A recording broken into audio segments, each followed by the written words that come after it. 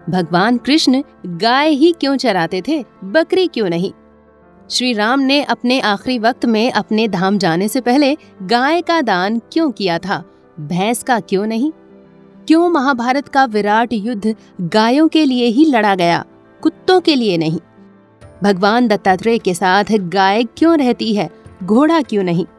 समुद्र मंथन से गाय ही क्यों निकली, शेर क्यों नहीं निकला, जो कि जंगल का राजा कहा जाता है? आखिर गाय में ऐसा क्या है कि ऋग्वेद से लेकर सभी ग्रंथों में गाय की इतनी महिमा गाई गई? तो हम आपको बताएं कि सनातन धर्म के अनुसार गाय का दूध अमृत के समान होता है। ये तो अब वैज्ञानिकों ने भी मान लिया है, लेकिन सनातन धर्म के अनुसार गाय के शरीर के हरेक अंग में देवी देवताओं का वास होता है। गाय एकमात्र ऐसी प्राणी है जिसके गोबर में भी वास करने के लिए माँ लक्ष्मी को गौओं से प्रार्थना करनी पड़ी थी। गाय ही एकमात्र ऐसी दिव्य प्राणी है जिसके नाम पर भगवान श्री कृष्ण को गोपाल और गोविंद कहा गया। रामायण और महाभारत के अनुसार श्री कृष्ण और श्री राम की हरेक सुबह की शुरुआत ही गोदान से होती थी। तो आज की इस वीडियो को देखकर आप गौ माता की महिमा के बारे में पूरी तरह से जान जाएंगे।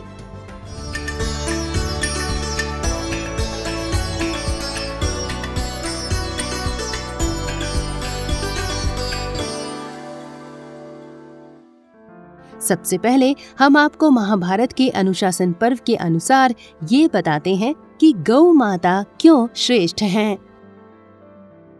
ऋते दधि घृते नेह न यज्ञः संप्रवर्तते तेन यज्ञस्य यज्ञत्वाम् अतो मूलं च कथ्यते। दानानामपि सर्वेषां गवां दानं प्रशस्यते। गावः श्रेष्ठः पवित्राश्च पावनं ह्येतदुत्तमम्। यहाँ भीष्म कह रहे हैं कि दही और गाय के घी के बिना कोई यज्ञ और कोई भी पूजा नहीं हो सकती है। इन्हीं से यज्ञ के फल की प्राप्ति होती है। रामायण में भी गौ माता को लेकर बहुत सी प्रभावशाली कथाएं हैं। वाल्मीकि रामायण के उत्तरकांड के अनुसार जब महर्षि वशिष्ठ और राजा विश्वामित्र के बीच युद्ध हुआ, तो जब वशिष्ठ की नंदिनी गाय का अपहरण करने का प्रयास विश्वामित्र ने किया, तब नंदिनी के शरीर से अनेक ऐसे वीर निकले जिन्होंने विश्वामित्र की सेना को पलक झपकते ही पराजित कर दिया। नंदिनी के शरीर से निकले इन वीरों से ही दुनिया की बहुत सारी लड़ाकू वीर जातियों का जन्म हुआ। चीन देश के चाइनीज, आंध्र प्रदेश की रहने वाली लड़ाकू जातियां, तमिलनाडु की द्रविड़ जातियां नंदिनी के ही शरीर के अंगों से प्रकट हुई थीं। तो इसका साफ मतलब है कि गाय कोई कमजोर प्राणी नहीं है, उसमें कई दिव्य शक्तियां भी होती हैं।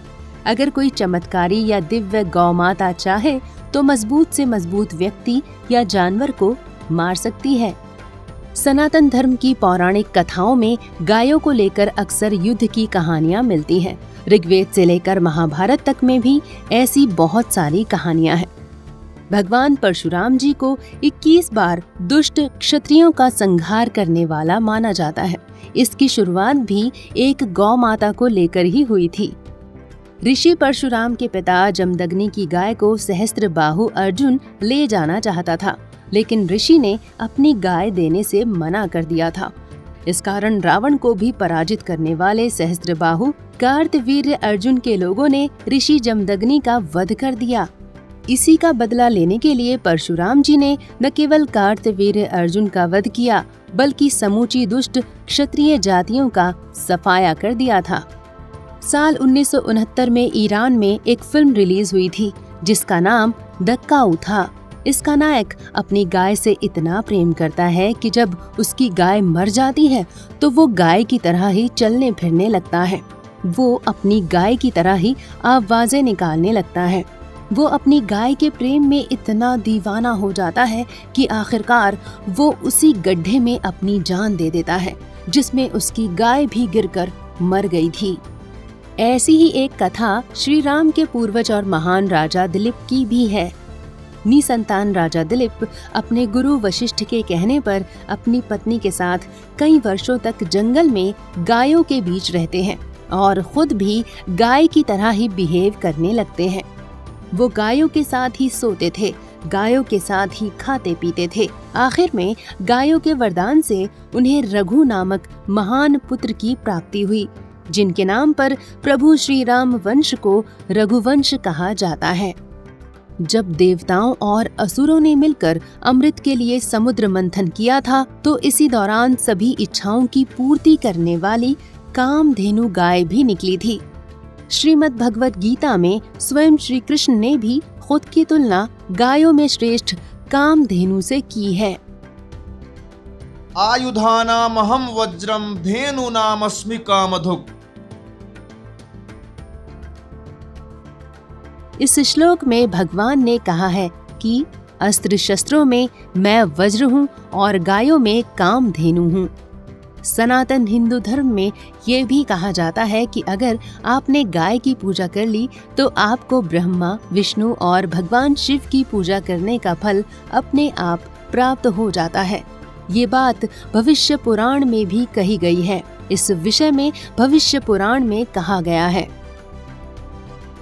श्रीगमूले गवाम नित्यं ब्रह्मा विष्णुश्च संस्थितौ श्रीगाग्रे सर्वतीर्थानि स्थावराणि चराणि च शिवो मध्ये महादेवः सर्वकारणकारणं ललाटे संस्थिता गौरी नासा वंशे च षण्मुखः।